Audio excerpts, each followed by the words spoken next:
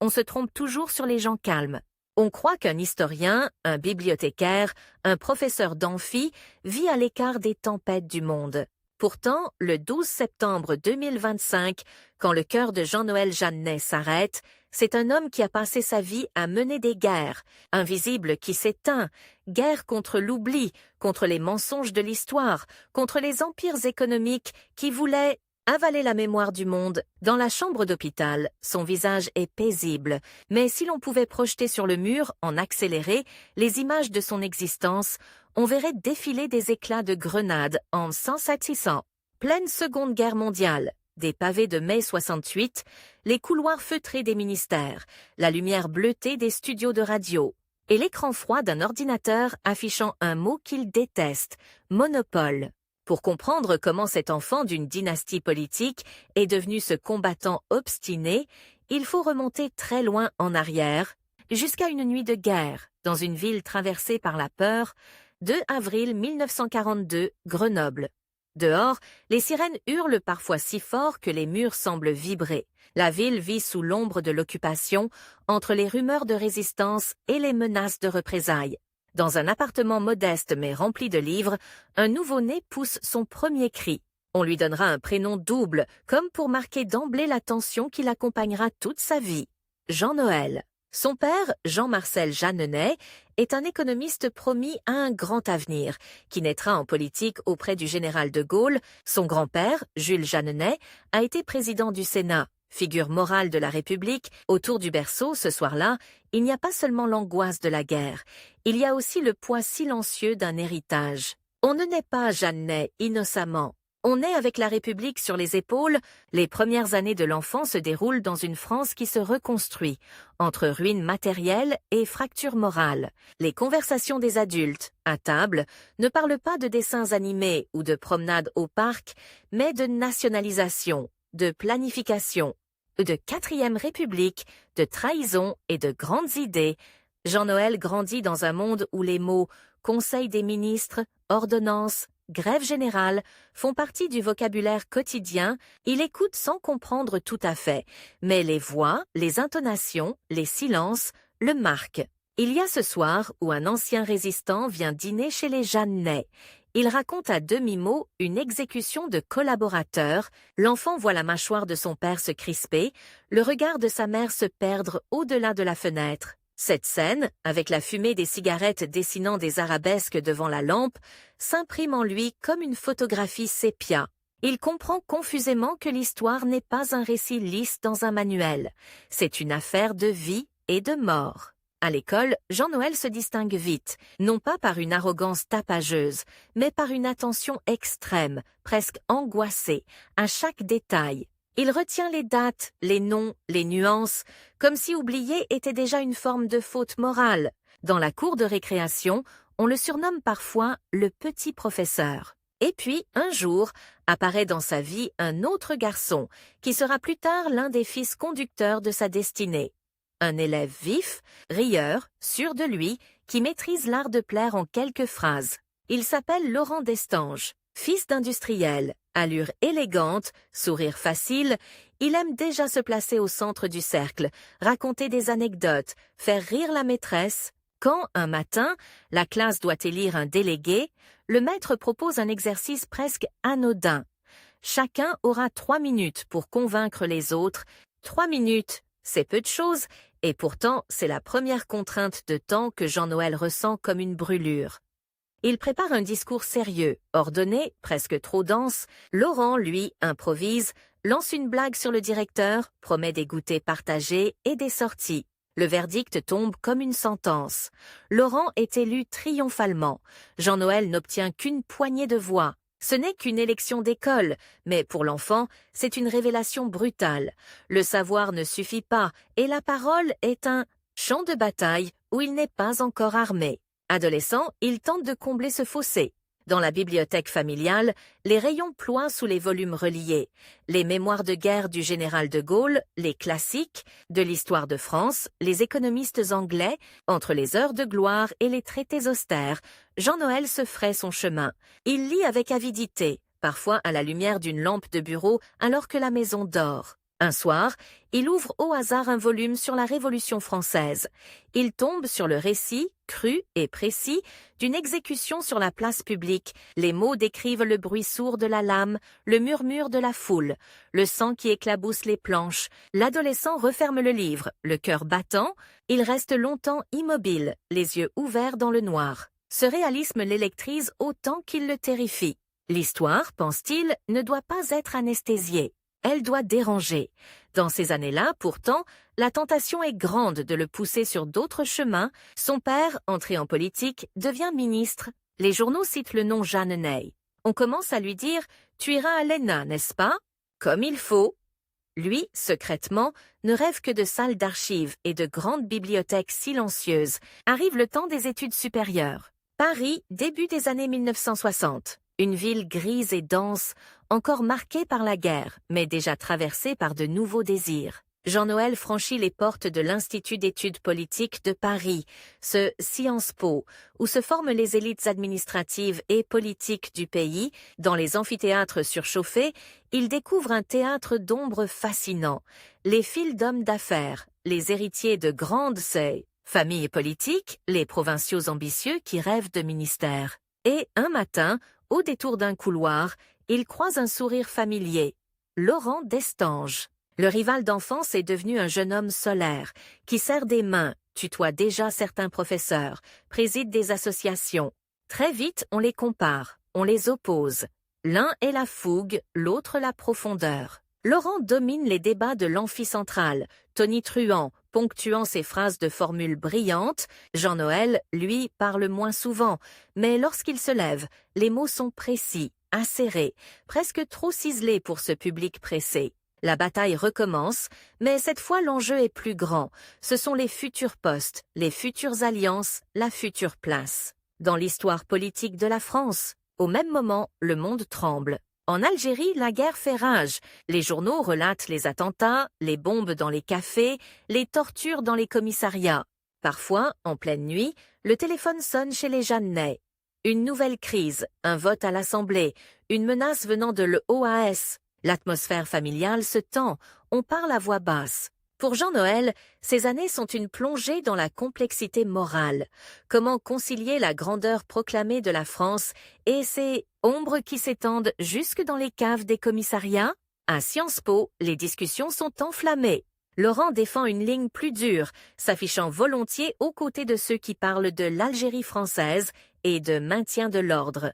Jean-Noël, lui, écoute davantage, cherche dans les livres, dans les archives, des réponses qui n'existent pas encore. Il comprend qu'il ne sera jamais un tribun simplificateur. Sa force sera ailleurs, dans la nuance, dans la capacité à éclairer les zones grises. Mais cette force, pour l'instant, ne gagne pas les élections des associations étudiantes. 1968 approche comme un orage qu'on sent dans l'air sans pouvoir en estimer la violence. Jean-Noël a passé l'agrégation d'histoire, franchi les étapes qui font de lui un historien à part entière. Il commence à enseigner, à expliquer la Révolution française à des étudiants qui, bientôt, s'apprêtent à faire la leur. Ce printemps-là, Paris se couvre d'affiches, de slogans griffonnés à la hâte sur les murs. Il est interdit d'interdire. Sous les pavés, la plage. Les nuits se remplissent de gaz lacrymogènes et de cris. Une nuit, au milieu des pavés retournés du quartier latin, Jean-Noël avance, la veste serrée contre lui, un carnet dans la poche. Il observe ces jeunes qui affrontent les CRS comme s'ils rejouaient, inconsciemment, toutes les révolutions qu'il a étudiées dans les livres. Dans un angle de rue, il aperçoit Laurent Destange, juché sur une barricade, haranguant la foule. L'ancien camarade de classe a choisi le camp de la flamboyance, de la posture révolutionnaire. Lui qui vient d'un milieu privilégié, l'image est presque trop parfaite. Le fils de ministre gaulliste, modéré, prudent, qui regarde la fièvre monter. Et son rival, fils d'industriel, jouant les incendiaires, une fois de plus, le contraste les définit. Mais une scène, ce soir-là, vient tout bouleverser. Alors que les CRS chargent, la foule reflue dans la panique. Une grenade lacrymogène explose à quelques mètres. Une jeune femme tombe, étouffant, les yeux brûlés. Sans réfléchir, Jean-Noël se précipite pour la relever, alors qu'autour de lui, d'autres fuient. Il la tire vers une porte cochère, frappe de toutes ses forces, jusqu'à ce qu'un concierge ouvre. Ils entrent, haletants. Elle tousse, il pleure lui aussi à cause des gaz. Quand ils ressortent, plus tard, les cris se sont éloignés. La rue est jonchée de pavés, de papiers, d'affiches déchirées. Ce soir-là, il comprend que les grandes idées ne valent rien si, au moment précis du danger, on n'est pas capable de gestes concrets. L'histoire, encore une fois, se mesure au ras du sol, dans la poussière et dans la fumée. Cette scène, qui pourrait être une simple anecdote, se gravera dans sa mémoire et s'invitera dans ses choix futurs lorsqu'il faudra décider entre rester dans la tour d'ivoire du savoir ou descendre dans l'arène politique. Après les secousses de 1968, le pays se remet lentement, mais rien n'est tout à fait comme avant, les certitudes se sont fissurées. Pour Jean Noël, ces années sont celles de la consolidation intellectuelle. Il enseigne, publie, participe à des colloques, dans les salles d'archives, il tourne les pages fragiles des documents d'Ancien Régime, respire l'odeur légèrement acide du papier ancien, il pourrait s'en contenter, mais il y a en lui une impatience, un sentiment de devoir. Il se souvient de la jeune femme dans les gaz lacrymogènes, de son père au téléphone en pleine nuit pour cause de crise politique, de son grand-père face aux dérives de la République. Peut-on se contenter de raconter le passé quand le présent appelle? Laurent Destange, lui, a choisi. Il est entré à l'ENA, puis dans un cabinet ministériel. On le voit désormais à la télévision, dans les coulisses du pouvoir, l'air sûr de lui, commentant les événements comme s'il en tirait les ficelles. À chaque apparition de Laurent dans les médias, Jean Noël sent une pointe de défi. Deux trajectoires se dessinent, l'une directe vers le pouvoir, l'autre plus hésitante, se faufilant entre la recherche, l'enseignement, et une possible entrée en politique qu'il n'assume pas encore. C'est la radio qui, étrangement, va servir de pont entre ces univers. Un jour, un producteur remarque sa capacité à raconter l'histoire de manière claire, incarnée, sans jargon. On l'invite à parler de la Révolution française, puis de la décolonisation, puis de la mémoire de la Seconde Guerre mondiale. Dans un studio à la lumière tamisée, une lampe rouge s'allume et une voix lui dit « On est en direct, Jean Noël. Vous avez 5 minutes. » 5 minutes. Nouvelle contrainte de temps. Il sent la même pression qu'enfant, lorsqu'il avait 3 minutes pour convaincre sa classe. Mais cette fois, quelque chose a changé. Il a appris à dompter sa réserve. Sa voix, posée, légèrement grave, déroule un récit précis et vivant. Il ne veut pas simplifier, mais il sait qu'il doit capturer l'attention. Le standard s'embrase rapidement. Des auditeurs appellent pour poursuivre la discussion. Le producteur lui glisse à la fin de l'émission. « Vous savez, vous faites de la politique, là, de la politique de la mémoire. » Cette phrase le trouble, et lorsqu'il apprend, quelques mois plus tard, que Laurent Destange anime un cercle de réflexion d'un parti politique en utilisant ses propres émissions comme repoussoir pour défendre une vision plus nationale de l'histoire, la rivalité se déplace sur un terrain nouveau, on ne se bat plus seulement pour un poste d'association ou une place dans un cabinet, on se bat pour le récit même de ce que la France est. Les années 1970 sont celles d'un lent pivot intérieur. Jean Noël, héritier d'une tradition gaulliste, regarde avec attention l'ascension d'une figure qui ne vient pas de son camp familial. François Mitterrand. L'homme fascine autant qu'il inquiète. Autour de lui se cristallise une autre gauche, plus moderne, plus culturelle. Dans le même temps, certains silences deviennent insupportables.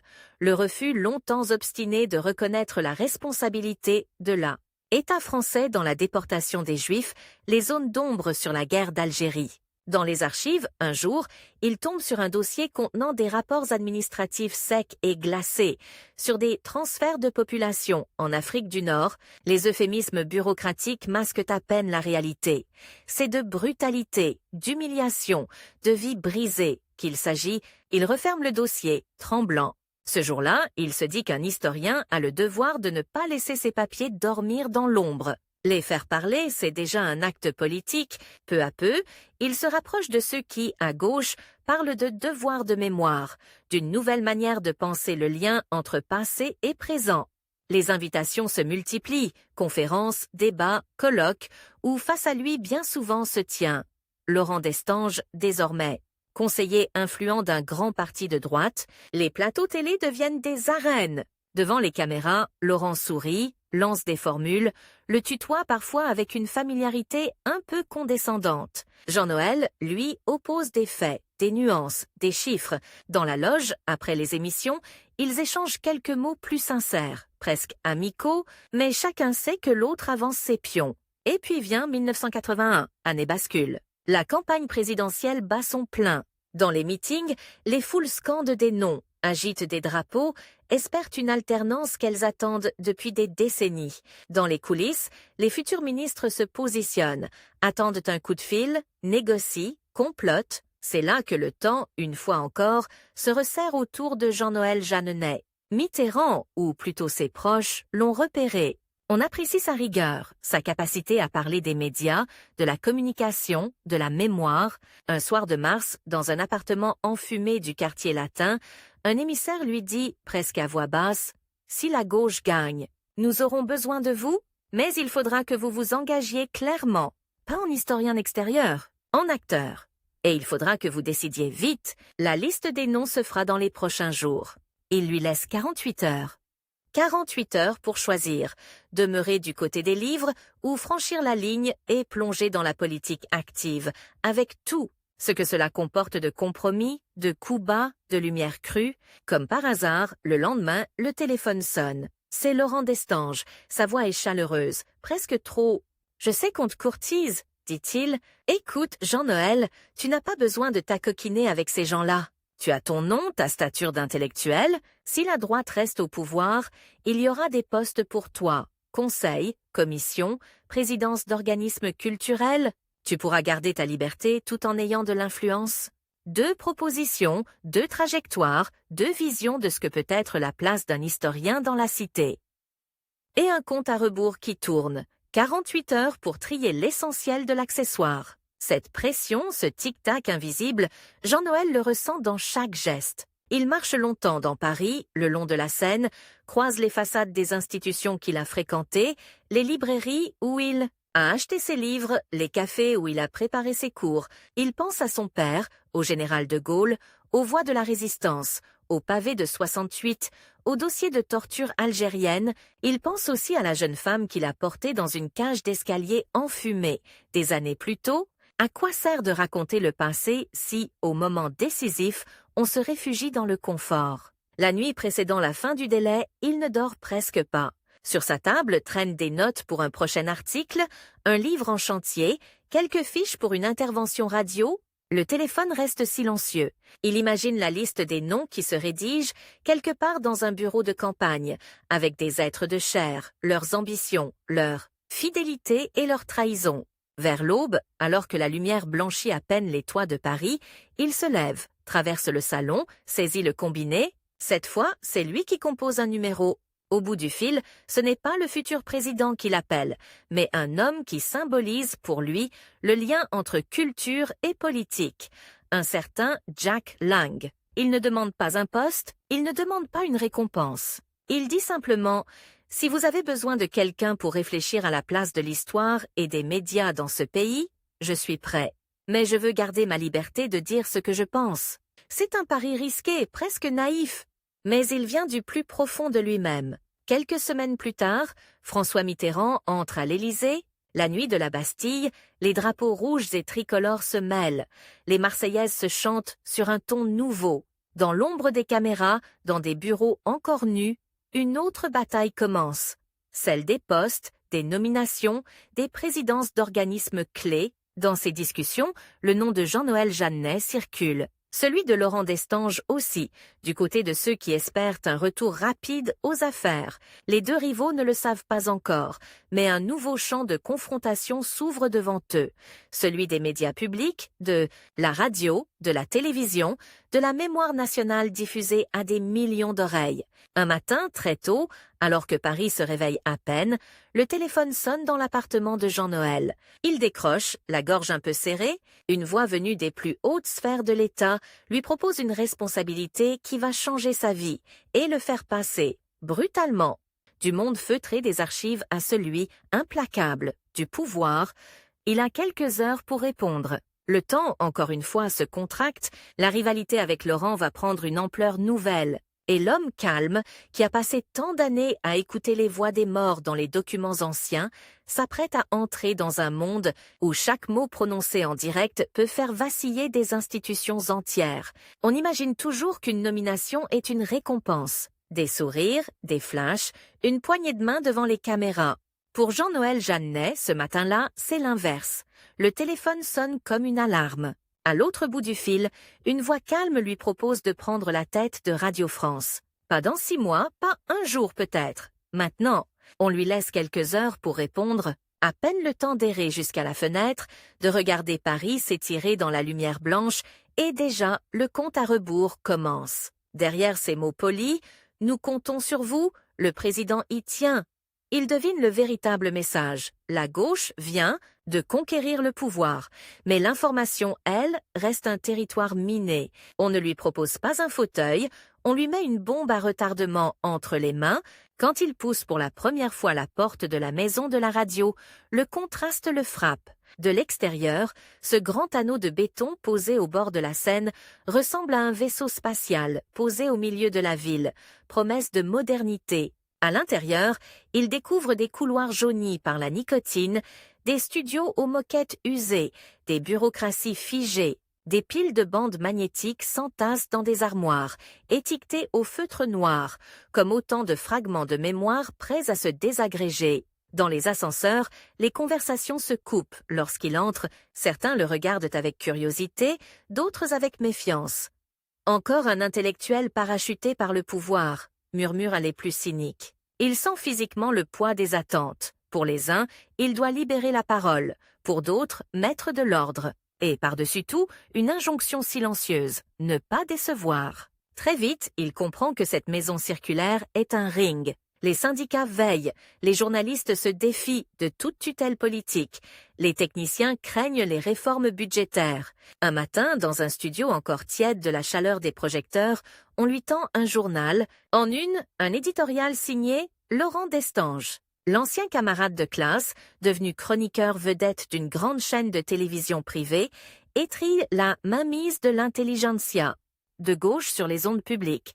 Entre deux pics, il cite le nom de Jean-Noël, l'accusant d'être plus à l'aise dans les archives poussiéreuses que dans le tumulte du direct. Le duel, interrompu depuis quelques années, reprend à ciel ouvert. Sauf que cette fois, les armes sont massives. Les audiences, les lois, la confiance de millions d'auditeurs. Les premières semaines sont une course contre la montre. Il faut annoncer une ligne, sans briser l'indépendance. Réorganiser les rédactions, sans déclencher de grève générale. Lancer de nouvelles émissions qui incarnent le changement, tout en préserver la mémoire des voix anciennes. On lui donne 100 jours, symboliquement, pour donner un signal fort. 100 jours.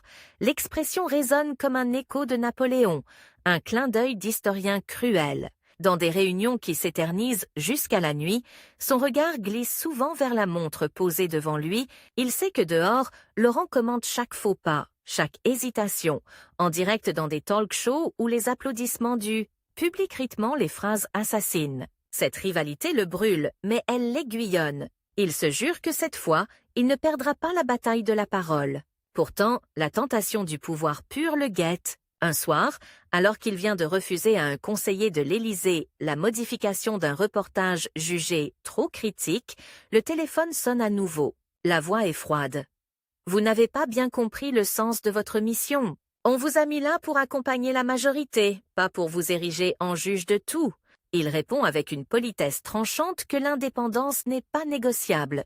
On lui laisse 24 heures pour reconsidérer sa position sur le sujet incriminé. 24 heures, c'est peu pour choisir entre la fidélité à ceux qui l'ont nommé et la fidélité à sa conception de l'histoire et de l'information. La nuit est longue. Il revoit le visage de la jeune femme de mai 68 dans les gaz lacrymogènes, les rapports glacés de la guerre d'Algérie, tous ces moments où la vérité avait été mutilée au nom de la raison d'État. Au petit matin, il envoie sa décision. Le reportage sera diffusé tel quel. La réaction est violente. Dans certains couloirs du pouvoir, on parle de le remplacer. À la radio, au contraire, un murmure de respect se propage. Des journalistes, jusque-là méfiants, viennent le voir dans son bureau au mur encore nu. L'un d'eux, la cinquantaine, la voix cassée par des années de direct, lui lance « Si vous tenez, on tiendra avec vous, mais si vous cédez une fois, tout sera perdu. » Cette phrase claque comme un pacte. Pendant ce temps, sur la chaîne de Laurent, les commentaires fusent. On l'accuse d'être l'otage des corporatismes, de transformer Radio France en forteresse de gauche. Dans un débat télévisé particulièrement tendu, Laurent pose la question en regardant la caméra, comme s'il s'adressait directement à lui. Faut-il laisser les historiens diriger les médias quand le pays a besoin de décideurs rapides, pas de scrupules sans fin? Le sous-entendu est clair. Jean-Noël serait trop lent pour le rythme du monde. Ce reproche de lenteur le poursuit jusqu'au jour où tout se renverse. Une crise éclate soudain. Un attentat secoue une capitale étrangère.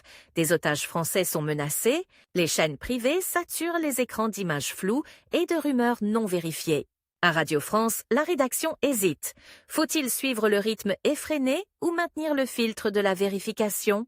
On lui donne 1 heure pour trancher la ligne éditoriale, une seule, car déjà les communiqués circulent, les ministres s'agitent, les familles d'otages attendent.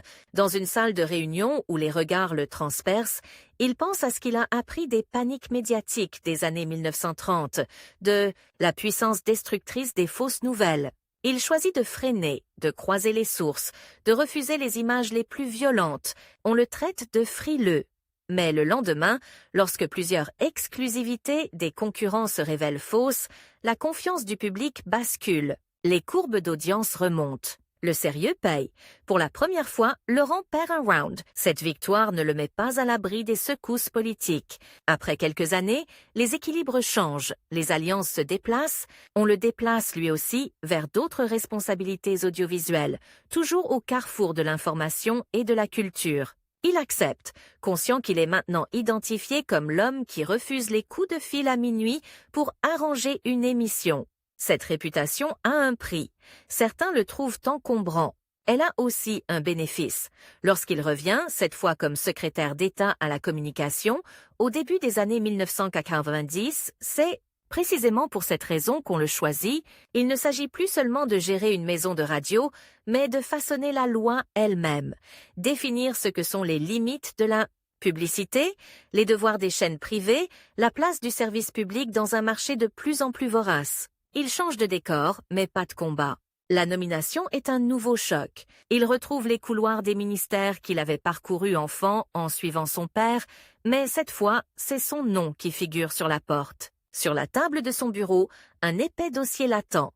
La réforme de l'audiovisuel doit être bouclée en quelques semaines pour respecter le calendrier parlementaire. Les juristes parlent en articles, les conseillers en équilibre politique, les lobbies en millions d'euros. Et parmi ces lobbies, se détache un visage familier.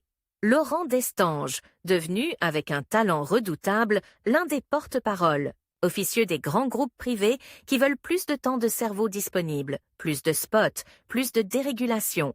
Les retrouvailles ont lieu dans une salle feutrée, autour d'une table ovale. Pas de caméra, pas de micro. Juste 2 anciens camarades, face à face, et autour d'eux des représentants d'intérêts contradictoires qui regardent leur duel comme un spectacle. Le débat est brutal. Laurent déroule ses arguments avec une aisance toute médiatique. Laissez-nous respirer, laissez le marché faire le tri, ne figez. Pas tout dans des lois idéologiques. Jean-Noël réplique en historien autant qu'en ministre. Il rappelle les dérives des années 1930, les journaux aux ordres des puissances. Financière, les radios privées trop proches des partis. Il parle de pluralisme, de protection de la création, de l'accès à l'information de ceux qui ne seront jamais des cibles intéressantes. Pour les publicitaires, on lui rappelle sèchement que le Parlement n'attendra pas. Il a 10 jours pour rendre un texte final, 10 jours pour arbitrer entre ses visions du monde. Cette fois, le sablier n'est pas seulement politique, il est économique. Derrière les virgules de la loi, des fortunes se font, et se défont, des chaînes naissent ou meurent. Dans ce compte à rebours, il travaille comme il n'a jamais travaillé. Les nuits se confondent avec les jours. Il plonge dans les rapports comparatifs, les exemples étrangers, les études d'impact, mais il sait que le moment clé se jouera ailleurs, devant les caméras, quand le projet sera présenté au pays. Laurent le sait aussi.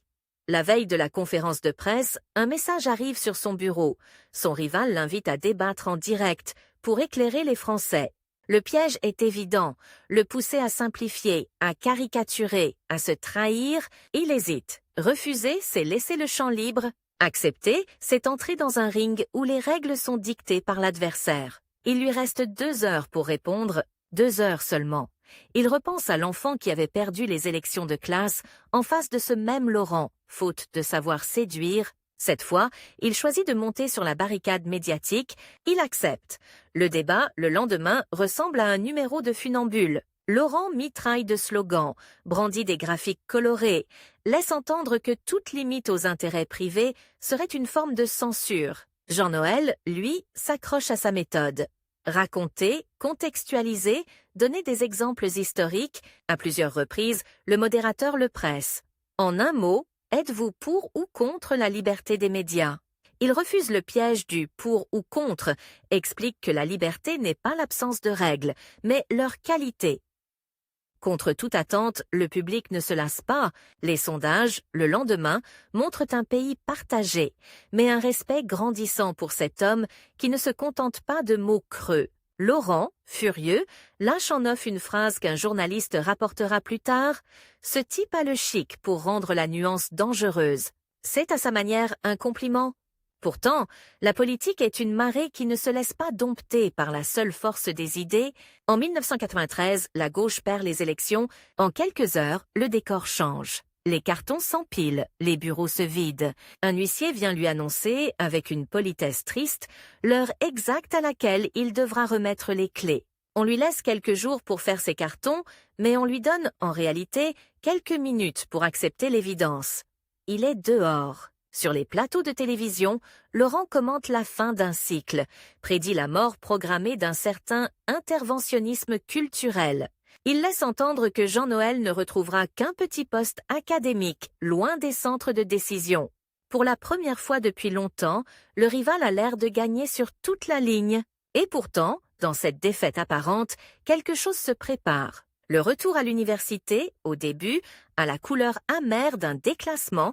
Il retrouve les amphis, les colloques, les revues savantes, mais les années qu'il vient de passer dans les coulisses du pouvoir ont changé son regard. Quand il explique aux étudiants la naissance de la presse moderne, il peut désormais ponctuer son propos d'anecdotes vécues, de coups, de fils nocturnes, de pressions souterraines. Il commence aussi une émission sur France Culture, où il tisse des liens entre passé et présent, entre événements d'hier et angoisses d'aujourd'hui, concordance des temps. Le titre s'impose à lui comme une évidence. Ce n'est plus un simple programme, c'est un laboratoire où il expérimente cette alchimie rare qui consiste à faire entrer l'histoire dans les oreilles d'un public pressé. Pendant ce temps, Laurent, lui, s'enfonce dans les hauteurs des conseils d'administration. Il gagne en influence, mais perd peu à peu le contact direct avec les auditeurs. Le prochain tournant arrive sous la forme d'une proposition qu'il n'avait pas anticipée. On l'appelle pour lui parler d'une institution qu'il a toujours regardée avec une sorte de respect craintif, la Bibliothèque nationale de France. Le projet de bibliothèque numérique commence à peine à circuler dans les cercles spécialisés. Les géants américains flairent déjà l'aubaine. On cherche quelqu'un qui comprenne à la fois les mondes de la politique, des médias et de l'histoire, quelqu'un capable de transformer une forteresse de papier en navire lancé dans l'océan numérique. Au téléphone, la voix du ministre de la Culture est claire. Nous pensons à vous. La décision doit être prise très vite. D'autres candidats sont sur la liste.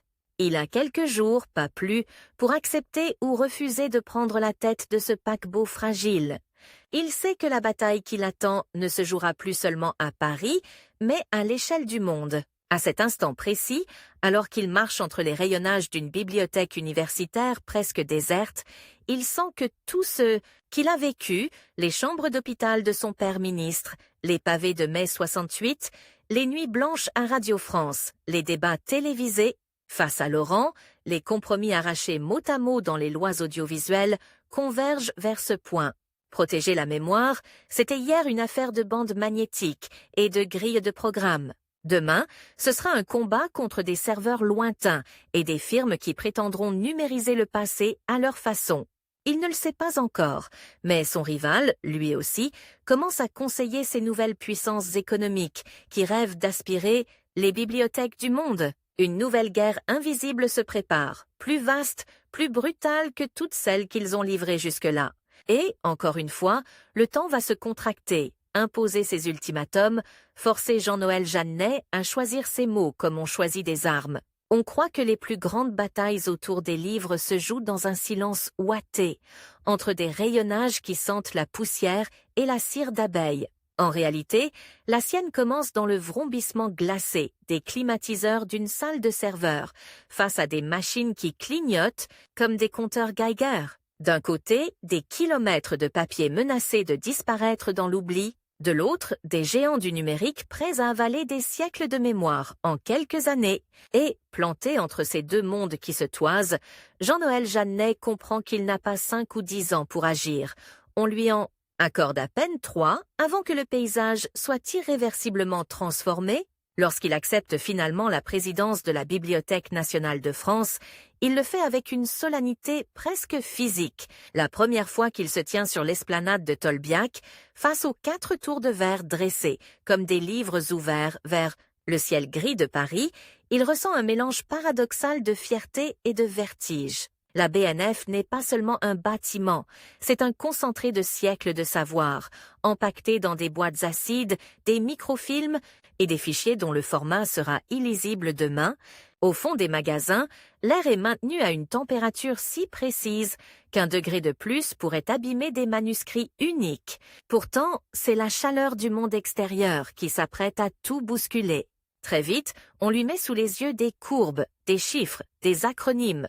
Gallica, la bibliothèque numérique française, existe déjà, balbutiante. Quelques centaines de milliers de documents, un trésor. Mais un trésor encore enfoui dans une interface rudimentaire, connue des seuls initiés. En face, un nom revient dans toutes les discussions. Une entreprise américaine, GlobaSearch, lance un programme de numérisation à une vitesse vertigineuse. Les bibliothèques qui acceptent son aide voient leurs collections scannées, mises en ligne, mais sous des conditions que les juristes de la BNF décryptent avec inquiétude: droits de reproduction, format propriétaire, algorithmes opaques. Derrière la promesse de démocratiser le savoir se cachent des chaînes invisibles. Un soir, dans une salle de réunion vitrée qui domine la scène, un conseiller du ministère de la Culture résume la situation sans détour. Nous avons 18 mois pour montrer que la France peut numériser massivement ses collections. Sinon, la pression pour signer avec GlobaSearch deviendra irrésistible. 18 mois pour rattraper un retard technologique de plusieurs années, pour convaincre des conservateurs réticents, pour trouver des budgets dans un État qui compte chaque centime. Le compte à rebours recommence, plus brutal que jamais. Jean-Noël regarde la ville qui s'assombrit, les phares des voitures qui tracent des lignes lumineuses. Un autre réseau, celui des données, est en train de se dessiner au-dessus de leur tête, et il sait qu'il doit en redessiner la carte. Le lendemain, une nouvelle frappe comme un coup de poing. Sur son bureau, un dossier provenant de Bruxelles. GlobaSearch vient de proposer à plusieurs grandes bibliothèques européennes un partenariat global. À la fin de la liste, un nom qu'il connaît trop bien. Conseiller stratégique pour l'Europe, Laurent Destange. Le rival de toujours, l'adversaire des radios publiques, le héros des chaînes commerciales, se tient désormais aux côtés de ceux qui veulent aspirer les bibliothèques du monde. La boucle est bouclée, mais elle se resserre comme un nœud coulant. Cette fois, leur duel ne se déroule plus dans un studio parisien ou une salle de commission, mais sur un théâtre mondial où se joue l'avenir de la mémoire européenne. Il réagit à sa façon, par l'écriture. Un dimanche matin, dans un café encore vide, il noircit des pages, griffonne des titres. Quelques semaines plus tard, un texte signé de sa main paraît dans la presse. Une tribune qui dénonce la privatisation douce du patrimoine, le risque que des sociétés cotées décident en fonction de leurs intérêts de ce qui est visible ou non. Le ton n'est pas nostalgique, il est combatif, presque accusateur. L'article fait du bruit, remonte jusqu'aux journaux télévisés. Invité sur un plateau, Laurent réplique avec son sourire carnassier. On ne va pas recommencer la vieille guerre des Gaulois contre l'Empire romain. Ce n'est pas une invasion, c'est une opportunité. Entre les lignes, on entend la moquerie. Jean-Noël serait l'homme du passé, lui celui du futur. Dans les couloirs de la BNF, la tribune a un effet inattendu. Les plus sceptiques, ceux qui voyaient en lui un universitaire de passage, sentent soudain que la bataille est réelle. Des informaticiens, des conservateurs, des juristes viennent frapper à sa porte, parfois tard le soir. Tous apportent des morceaux de solution. Un nouveau protocole de numérisation, un partenariat possible avec une région, une idée de portail européen, une jeune bibliothécaire, les yeux encore cernés de sa garde du samedi, lance une phrase qui le surprend. Et si, au lieu de courir, après Globasearch, on inventait autre chose? Pas une copie, une réponse, il la regarde, intrigué. Elle prononce un mot qui va s'imprimer dans sa mémoire, Europeana. Une bibliothèque numérique à l'échelle du continent. L'idée le séduit autant qu'elle l'effraie. Créer une plateforme commune à plusieurs pays, c'est entrer dans le labyrinthe des institutions européennes, des compromis interminables, des rivalités nationales? Mais le temps ne lui laisse pas le luxe de la prudence. Un calendrier arrive de Bruxelles. Dans exactement 6 mois, un Conseil des ministres européens de la culture décidera de la ligne à suivre. Soit un soutien clair à un projet autonome, soit un alignement plus ou moins maquillé sur les propositions des géants américains. 6 mois pour transformer une intuition en projet structuré, chiffré, défendable. Il ressort ses vieux réflexes de secrétaire d'État, fiches, notes, scénarios. Pourtant, il sait que cette fois, la bataille ne se gagnera pas seulement par les arguments, mais par la capacité à susciter un sursaut collectif. Les semaines qui suivent sont une odyssée épuisante. Berlin, Madrid, Rome, Bruxelles. Il enchaîne les avions à bascule, les hôtels interchangeables, les salles de réunion aux moquettes neutres. Partout, il raconte la même chose, mais jamais de la même façon. Aux ministres, il parle de souveraineté culturelle. Aux bibliothécaires, il évoque la dignité des fonds qu'ils ont patiemment constitués. Aux journalistes, il offre des images fortes. Imaginez que demain, un bug ou une décision commerciale efface d'un clic l'accès à Balzac, à Cervantes ou à Dante. Le soir, dans sa chambre d'hôtel, il relit des passages de Braudel ou de Marc Bloch pour se souvenir pourquoi ce combat vaut ses nuits sans sommeil. Et pendant ce temps, Laurent occupe les talk-shows, dénonce une crispation européocentrée, pose en champion d'une connaissance sans frontières, pilotée par les moteurs de recherche. Un document tombe alors sur son bureau comme une bombe. Un mail, arrivé par des voies détournées, révèle qu'au sein même du gouvernement français, certains sont prêts à accepter un accord. Privilégié avec Globasearch, une note interne parle de visibilité immédiate pour les collections françaises, de coûts réduits, glisse au passage le mot modernité. Le nom de Jean-Noël n'y apparaît pas, comme si on voulait l'écarter du jeu. Il comprend que la bataille se joue désormais aussi derrière son dos. Une réunion est fixée à Matignon. On lui laisse 2 heures pour préparer ses contre-arguments, 2 heures pour empêcher ce qu'il perçoit comme un renoncement majeur. Dans le bureau aux murs clairs du Premier ministre, l'atmosphère est tendue. Autour de la table, les conseillers alignent des chiffres, des comparaisons internationales. À un moment, l'un d'eux lâche « Jean-Noël, vous êtes respectable mais réaliste. Nous n'avons pas les moyens de rivaliser. » Il sent la colère monter, mais la transforme en récit. Il raconte comment, au XIXe siècle, des éditeurs étrangers avaient tenté de s'approprier des auteurs français, comment des États avaient laissé filer des pans entiers de leur histoire, faute d'avoir compris, à temps, l'importance de certains archives. Il ne brandit pas des graphiques, il convoque des fantômes. Au bout d'1 heure, le Premier ministre tranche « La France ne signera rien avant le Conseil européen ». Il gagne un répit, mais le sablier continue de se vider. La confrontation avec Laurent devient inévitable. Une grande chaîne d'information propose un débat historique. Faut-il laisser les bibliothèques publiques faire face au tsunami numérique? Le titre sonne comme une provocation. Il hésite à se prêter une nouvelle fois au jeu du direct, à ces formats compressés, où la nuance se fait écraser par le rythme. Pourtant, il sait que s'il laisse le champ libre, le récit dominant sera celui de son rival. l'Europe frileuse contre l'innovation radieuse. Il accepte. Le soir du débat, les spots sont si puissants que la table semble un hôtel. Face à lui, Laurent arbore le même sourire qu'à la télévision des années 80. Mais ses mots ont changé de cible. Ce que vous proposez, Jean-Noël, c'est de construire une digue de sable face à une vague de fond. Et pendant que vous empilez des lois, des millions de lecteurs accèdent déjà aux livres grâce à nous. Il aurait pu se défendre en dénonçant les modèles économiques, les publicités, les collectes de données. Il choisit une autre voie. Calme, presque lent, il raconte l'histoire des bibliothèques publiques, nées de la volonté de ne pas réserver le savoir à une élite. Il décrit des lycéens de banlieue découvrant Victor Hugo dans une salle de lecture, des chercheurs étrangers travaillant sur des documents uniques, puis il pivote vers le numérique. Oui, il faut aller vite. Mais vite vers quoi? Vers un monde où l'accès aux œuvres dépend d'un changement d'algorithme décidé à Mountain View. Pendant un instant, le studio se tait. Le présentateur s'empresse de relancer. Les bandeaux défilent, mais quelque chose a vacillé. Le lendemain, jusqu'aux États-Unis, des éditorialistes évoquent ce Français qui ose parler de mémoire collective à l'ère des plateformes. Le Conseil européen, enfin, arrive. Dans une salle bruxelloise sans fenêtre, la discussion s'étire. Certains pays plaident pour des partenariats privés, d'autres pour une solution publique coûteuse, mais autonome. Les traducteurs peinent à suivre le rythme. À un moment, une phrase surgit qui restera gravée en lui.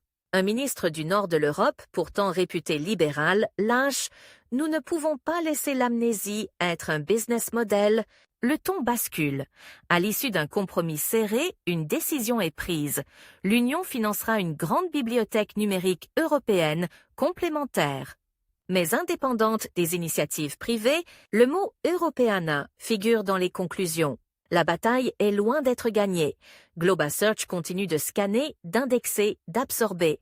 Mais un autre chemin s'ouvre. De retour à Paris, la BNF entre en surchauffe. Il faut accélérer les numérisations, moderniser Gallica, ouvrir l'institution à un public plus large. Jean-Noël parcourt les chantiers, descend dans les salles où des machines avalent les pages à un rythme hypnotique, remonte dans les auditoriums où l'on prépare des expositions qui feront entrer des foules là où jadis régnait le chuchotement et la poussière. Il se bat pour des horaires élargis, des tarifs accessibles, des expositions ambitieuses. Son passé de producteur de radio rejaillit. Il veut que la BNF parle au pays. Qu'elle devienne un lieu où l'histoire se donne. À voir, pas seulement à consulter, certains conservateurs grincent, craignant le spectacle. D'autres, plus jeunes, le suivent avec enthousiasme. Un soir, alors qu'il quitte tard les bureaux, il trouve dans sa boîte de réception un court message. Aucun en-tête officiel, pas de formule de politesse, juste cette phrase. « Je ne partage pas votre combat, mais je reconnais que vous l'avez mené avec panache. L2. » Il reste quelques secondes immobile, le regard fixé sur l'écran. Est-ce une provocation de plus, un rictus ironique? Ou le signe qu'après toutes ces années, Laurent commence à percevoir ce qui les oppose vraiment, non pas la modernité contre le passé, mais deux visions de ce que le futur doit garder du passé. Il ne répond pas.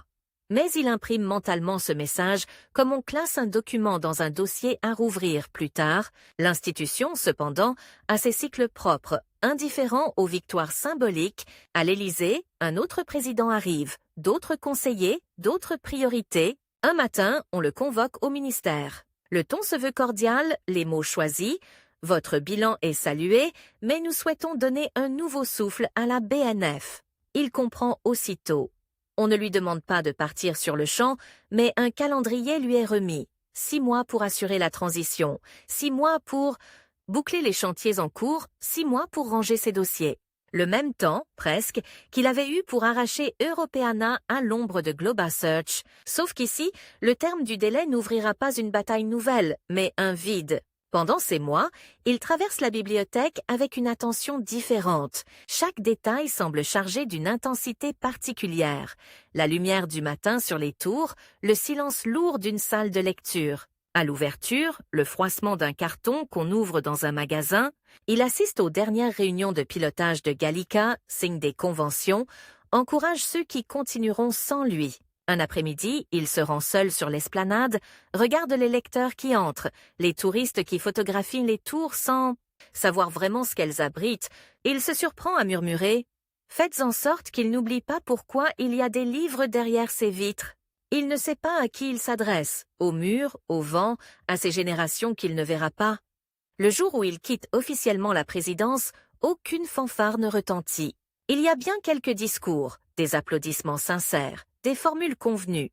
Mais l'instant le plus fort se produit ailleurs. Sur le chemin du retour, dans la voiture qui le ramène vers son appartement, il allume machinalement la radio. Sur France Culture, une rediffusion de Concordance des temps se déroule. Sa propre voix commente, des années plus tôt, une archive de la Libération. Il entend cette voix comme si elle venait de quelqu'un d'autre, un historien qui parle d'un passé lointain et ne sait pas encore les combats qui l'attendent. Il sourit, à la fois mélancolique et soulagé. Il n'est plus aux commandes d'une grande institution, mais sa vraie matière première, le temps, la mémoire, les récits, ne lui a pas échappé. Les premières semaines, pourtant, ressemblent à un après-coup de séisme. Il se réveille à la même heure que lorsqu'il présidait la BNF, mais il n'y a plus de voiture qui l'attend en bas, plus d'agendas saturés de sigles et d'acronymes. Dans son appartement encombré de livres, le silence possède une densité presque matérielle. Sur la table, des piles qui résument toute une vie. Archives de concordance des temps, notes de cours, dossiers de colloques, rapports annotés. Tout ce papier accumulé ressemble à ces strates géologiques qu'il a tant étudiées chez Braudel. Chaque couche raconte un combat, un projet, une obsession. Un matin, il se décide. Il ouvre un cahier, un vrai, à spirale, avec des marges bleues, et écrit en haut de la première page « Le temps, les écrans et nous ». Ce ne sera ni un simple recueil de tribunes, ni une autobiographie classique. Il veut y tisser ce qu'il a compris en observant les médias, la politique, les bibliothèques, la façon dont chaque époque s'arrange, avec sa mémoire, la maquille, la tronque ou la sauve. Il se donne un délai, comme toujours, 2 ans. 2 ans pour finir ce livre avant que la fatigue ne s'impose, avant que son nom, relégué loin des organigrammes, ne cesse d'ouvrir des portes, d'attirer l'attention. Une fois encore, il se place lui-même sous pression. Sans compte à rebours, il a l'impression de se dissoudre. Parallèlement, les invitations recommencent à affluer. Des universités lui proposent des séminaires, des fondations, des conférences. Un jour de pluie, il entre dans un amphithéâtre de Sciences Po, où des dizaines de visages tournés vers des écrans l'attendent. Des ordinateurs portables partout, des smartphones posés à côté des stylos, des notifications qui clignotent comme des lucioles mal élevées. Il déroule ses notes manuscrites, soigneusement écrites à l'encre bleue, et sent le décalage presque physique entre ces deux temporalités, celle de l'écriture lente et celle du flux permanent. Mais lorsqu'il commence à parler de la Révolution française vue par les journaux de l'époque, des romans feuilletons comme Ancêtres, des séries en streaming, des clichés photographiques qui ont remplacé les gravures. Il voit les écrans se relever moins souvent. Les doigts s'arrêtent de tapoter. On l'écoute. Les questions qui suivent le cours sont d'une autre nature que celles des années 80 ou 90. On ne lui demande plus seulement ce que la radio a fait à la politique, mais ce que les plateformes font à la vérité. Une étudiante au sweat à capuche, casque autour du cou, lui lance. « Mais, monsieur, est-ce que l'histoire peut encore quelque chose ?» Quand les gens s'informent sur des vidéos de 10 secondes. Il sourit, mais la question le frappe au plexus. Pendant des décennies, il s'est battu contre les censures, les monopoles, les manipulations grossières. Désormais, l'ennemi ressemble moins à un ministère de la propagande qu'à un fil infini où se mélangent recettes de cuisine, théories, complotistes et extraits de documentaires, avalés en rafale par un pouce distrait. Les chiffres qu'il découvre le sidèrent autant qu'ils le révoltent. Quand un chercheur lui explique que, statistiquement, 90% des contenus mis en ligne ne seront plus jamais consultés après les premières 24 heures, il y voit une forme d'amnésie programmée. Une société qui produit chaque jour plus de données qu'une bibliothèque nationale en 2 siècles, mais qui a la mémoire d'un poisson rouge.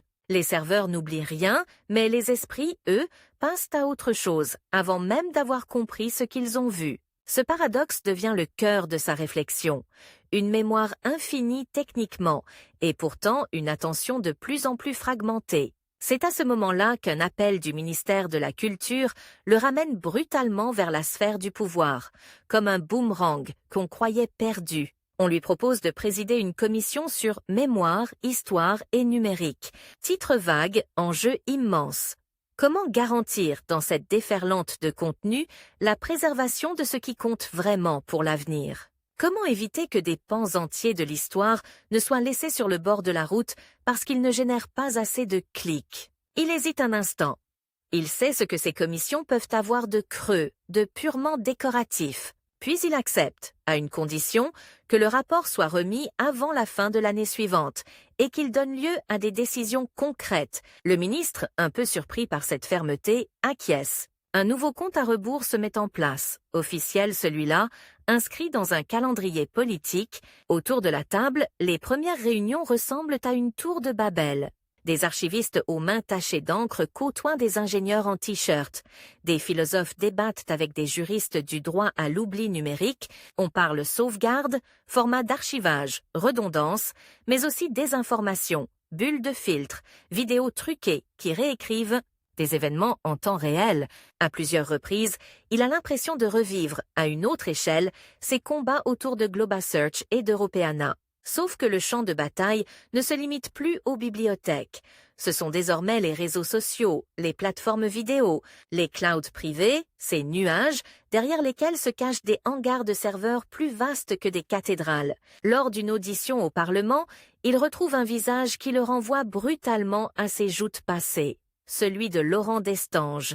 Les rides ont creusé son front, ses cheveux ont blanchi, mais le sourire carnassier, lui, n'a pas tout à fait disparu.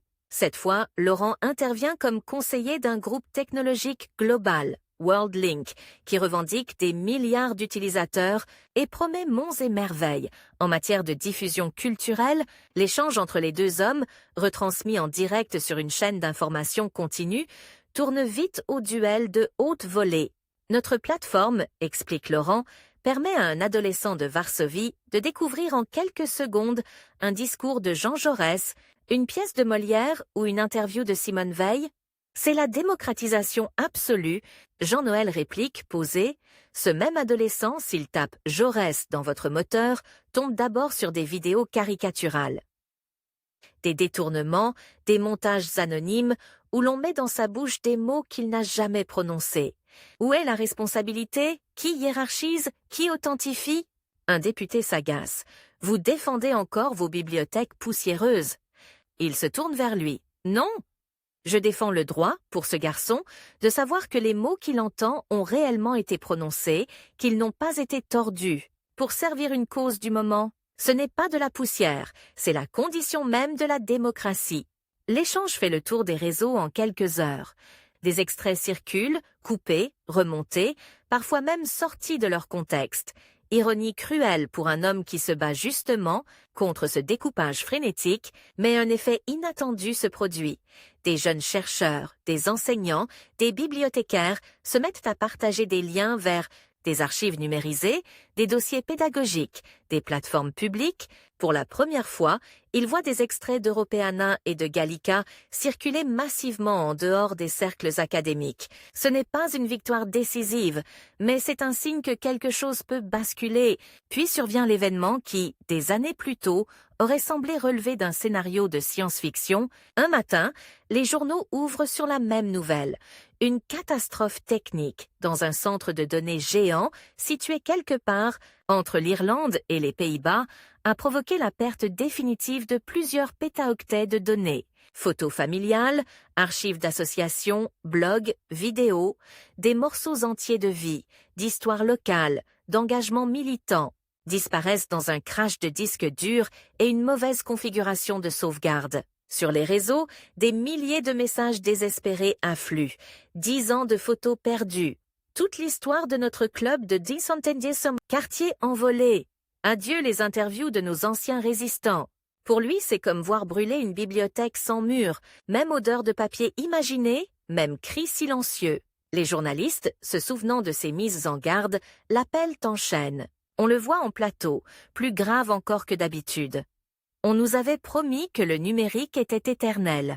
En réalité, il est d'une fragilité extrême, une surtension, une erreur humaine, une décision commerciale, et c'est un pan de mémoire qui s'effondre. Puis il ajoute, sans chercher à se défausser, Mais nous, institutions publiques, avons aussi notre part de responsabilité. Il n'est pas normal que des témoignages historiques, des archives de quartier, des collections de photos ne trouvent pas leur place. Dans des structures pérennes, garanties par la puissance publique, Laurent soupire, avoue à demi-mot les pressions, les arbitrages commerciaux, les renoncements aussi. Je croyais sincèrement, dit-il, que l'ouverture à tous suffisait, que si chacun pouvait publier, la vérité finirait par se frayer un chemin, mais on sous-estime toujours la force de frappe de ceux qui veulent tordre le réel. Jean-Noël ne triomphe pas. Il n'est pas venu pour prendre sa revanche. Il propose autre chose, presque incongru après tant d'affrontements, qu'il co-signe un texte, qui ne sera ni une reddition, ni un réquisitoire, mais un appel commun à une alliance nouvelle entre plateformes privées et institutions publiques pour la sauvegarde de la mémoire. Le véritable adversaire, au fond, n'a jamais été une personne, mais cette tendance de nos sociétés à considérer le passé comme un stock infini dans lequel on peut piocher ou couper à volonté.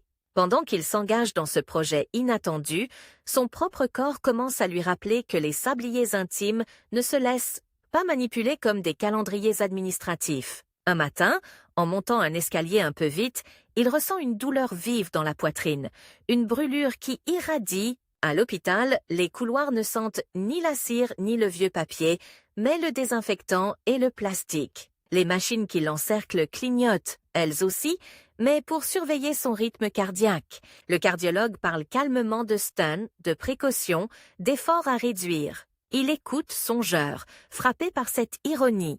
Lui qui a passé sa vie à penser le temps long de l'histoire, se voit rappelé à l'instant.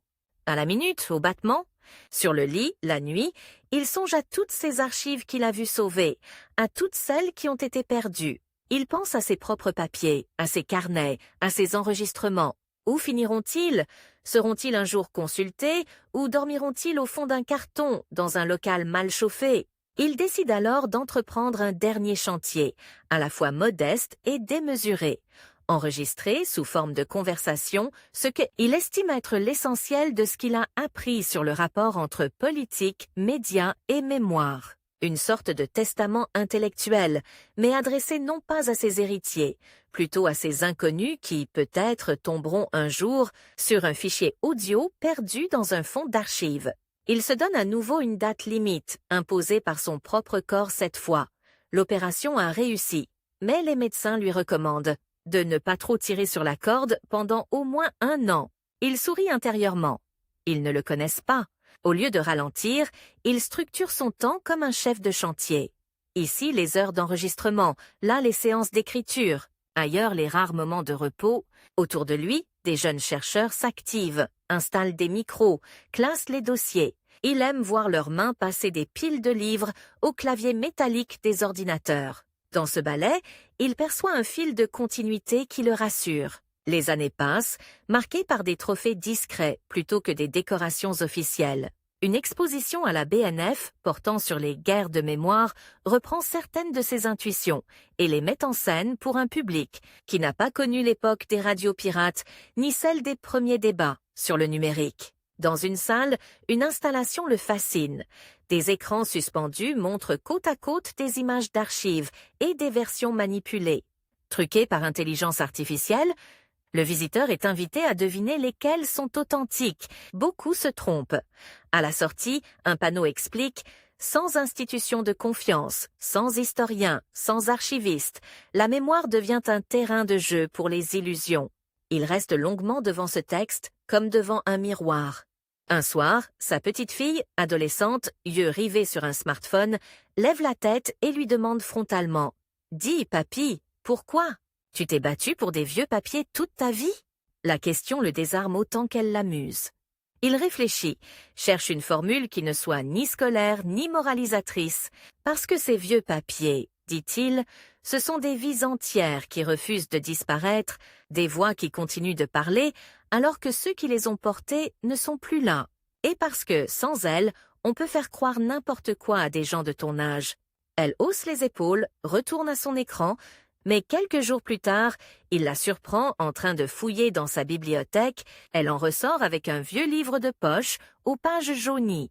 C'est vraiment toi qui as écrit ça? Demande-t-elle, un peu impressionnée. Il répond simplement « Oui, mais ce qui compte, c'est ce que toi tu vas en faire ». L'ultime tournant de sa vie publique survient pourtant loin des plateaux télé et des salles de cours. Une haute juridiction européenne rend une décision très attendue sur le statut des œuvres du domaine public à l'ère numérique. En substance, nul ne peut s'approprier par des couches techniques, métadonnées, formats, ce qui appartient à tous. Les États sont appelés à renforcer leurs plateformes publiques pour garantir l'accès libre et durable à ces œuvres. En lisant le texte, il reconnaît mot pour mot des arguments qu'il portait 20 ans plus tôt, presque dans le vide. La mesure n'est pas miraculeuse, ne sauvera pas seule les bibliothèques, mais elle grave dans le marbre juridique ce qu'il avait défendu, dans des tribunes parfois moquées comme passéistes. Ce soir-là, il ressort sur son balcon, un verre à la main, la ville a changé. Les scooters électriques ont remplacé en partie les voitures bruyantes, les écrans lumineux envahissent les façades. Mais au loin, les tours de la BNF se découpent toujours, comme 4 livres géants ouverts sur un ciel qui s'assombrit, il a l'impression de les voir pour la première fois depuis longtemps. Dans son téléphone, un message arrive. C'est Laurent encore. On dirait bien que ton entêtement a laissé des traces, écrit-il. Ne t'habitue pas trop à avoir raison. Pour la première fois, Jean-Noël éclate franchement de rire en lisant une phrase de son vieux rival. La boucle, peut-être, est en train de se refermer. Le 12 septembre 2025, ce n'est pas dans un studio, ni dans une bibliothèque, ni dans une salle de colloque qu'il se trouve, mais dans une chambre claire où les murs sont couverts de photos en noir et blanc. Son visage, aminci, garde pourtant cette vivacité de regard qui a toujours frappé ceux qui l'ont croisé. Sur la table de chevet, un livre est posé, marqué d'un signet au milieu. Les épreuves d'un dernier manuscrit, qu'il a relu jusqu'à la veille. Le titre sobre, Une mémoire pour demain. Il n'aura pas le temps d'assister à sa parution, ni de lire les recensions. Mais il sait, au fond, que ce n'est pas là que se joue l'essentiel. Dans les heures qui suivent sa disparition, les hommages se succèdent, parfois convenus, parfois profondément sincères. Les uns saluent l'historien rigoureux, d'autres le passeur, le producteur de radio qui savait faire dialoguer les siècles. Quelques-uns évoquent ses colères, sa manière parfois têtue d'aller à contre-courant. Beaucoup insistent sur son combat pour les bibliothèques publiques, pour une maîtrise démocratique des outils numériques. Dans une dépêche parmi d'autres, un rédacteur pressé écrit « Il aura passé sa vie à vouloir empêcher que notre mémoire collective ne soit confisquée. » Ce n'est pas faux, mais son véritable héritage ne se mesure pas aux colonnes des journaux ni aux discours officiels. Il se lit dans des infrastructures presque invisibles, des lignes de code qui garantissent l'interopérabilité des archives, des formats ouverts imposés aux prestataires, des clauses de contrat que des juristes ont arrachées en s'appuyant sur ces arguments. Il se devine dans des réflexes, désormais intériorisés. Ce professeur qui, avant de montrer une vidéo en classe, vérifie sa source. Et ce journaliste qui, face à une image virale, demande d'abord « D'où vient-elle » Ce bibliothécaire qui, lorsqu'un élu propose de déléguer entièrement la numérisation à une plateforme privée, répond calmement que l'on ne confie pas sa mémoire au plus offrant, des années plus tard, quelque part dans une salle de serveur où règne la même lumière froide que celle qu'il avait découverte en 1976. Devenant président de la BNF, une jeune ingénieure en charge des sauvegardes clique sur un fichier audio au hasard pour tester une restauration. Une voix surgit, légèrement granuleuse, signée de son nom. Elle parle de la Commune de Paris, mais surtout de la façon dont chaque génération réinvente le passé, en fonction de ses peurs et de ses espoirs. L'ingénieur ne connaît pas son histoire, n'a jamais entendu parler de ses batailles contre GlobaSearch ou ses duels avec Laurent Destange. Mais elle sourit, touchée par cette conviction tranquille que rien n'est tout à fait perdu tant que quelqu'un, quelque part, prend la peine de sauvegarder, de classer, de transmettre. Dans une autre ville, au même moment, un étudiant ouvre Europeana pour préparer un mémoire. Sur son écran, des milliers de documents s'affichent, provenant de bibliothèques de toute l'Europe. Il clique sur une notice, lit le nom du président de la BNF qui avait, à l'époque, poussé ce projet. Le nom ne lui dit pas grand-chose. Ce n'est pas grave. Ce qui compte, c'est qu'il puisse, lui, naviguer dans ses archives comme dans une mer ouverte, sans péage ni cadenas invisible. Ainsi, la vie de Jean-Noël Jeannet ne se referme pas comme un livre qu'on range au bas d'une étagère. Elle se diffuse plutôt comme ces encres qui traversent le papier et laissent une trace sur la page suivante. Parmi les machines qui clignotent, les rayonnages qui s'alignent, les écrans qui s'allument et s'éteignent, il demeure cette idée, simple et pourtant explosive, pour laquelle il n'a cessé de se battre.